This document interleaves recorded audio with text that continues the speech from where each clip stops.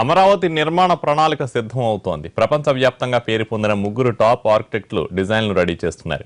ఇప్పటికే ప్రభుత్వం నుంచి సూచనలు తీసుకుని క్షేత్రస్థాయి పర్యటన ముగించుకున్నారు ఈ డిజైనర్లు. ఇక నిర్మాణ పనులకు శ్రీకారం చుట్టేందుకు సమాయత్తమవుతున్నారు. అమరావతి నిర్మాణ దిశగా వడివడిగా అడుగులు పడుతున్నాయి. సింగపూర్ ప్రభుత్వం రూపొందించిన డిజైన్ కు తెలుగు సంస్కృతి, చరిత్రను జోడించి అమరావతిని నిర్మించాలని ఏపీ ప్రభుత్వం భావించింది. తొలి దశలో ముగ్గురు అంతర్జాతీయ నిపుణులు అమరావతి డిజైన్ ప్లాన్ ను రూపొందించేందుకు ఆహ్వానించింది. ప్రపంచంలోనే టాప్ ఆర్కిటెక్టులు Lord Norman Foster, Richard Roger, Rem Koolhaas లకు అప్పగించింది. కానీ చివరి నిమిషంలో కూల్ హౌస్ వైదొలిగారు. అతని స్థానంలో ఫ్రాంక్ గెలీని నియమించారు. ఇప్పటికే లార్డ్ నార్మన్ ఫాస్టర్, రిచర్డ్ రోజర్లు సిఆర్డీఏ అధికారులు సీఎం చంద్రబాబుతో సమావేశమై పలు అంశాలపై చర్చించారు.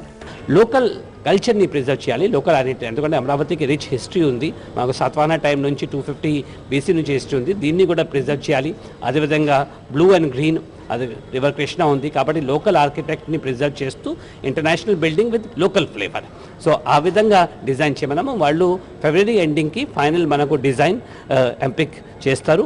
దీని తర్వాత మనం ఒక ఇమీడియట్గా టెండర్స్ పిలిచి జూన్ జూలై నుంచి పనులు as for government building is concern start చేయాలి మన ఉద్దేశం.